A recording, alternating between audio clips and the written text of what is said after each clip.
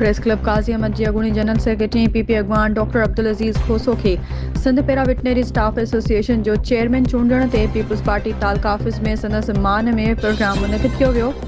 PP तालके काज़ी अहमद जे सदर अब्दुल नबी जमाली, साबिक़ ज़िले counsellor member Mir Imran Jamali, बहार खान मरी, रईस अली रज़ा डाहिरी ऐं फ़कीर ग़ुलाम नबी ज़रदारी पारां खेसि बोस्की जो पटको पारायो वियो ऐं कामरेड रहीम खोसो, इमदाद रहीम खोसो, सैयद सदाम हुसैन शाह शिराजी, फ़कीर ग़ुलाम नबी ज़रदारी, अब्दुल हमीद ज़रदारी, अब्दुल हमीद डाहिरी, रईस कमाल खान जतोई, मोहम्मद रमज़ान राहू, नदीम वटू, वडेरो नबी बख्श मान्योठो, नज़ाकत बालादी समेत वॾे अंग में तालका सिटी ऐं यूनियन काउंसिलनि जे उहिदेदारनि समेत मिटनि माइटनि सिंध जी सूखड़ी अजरक नोटनि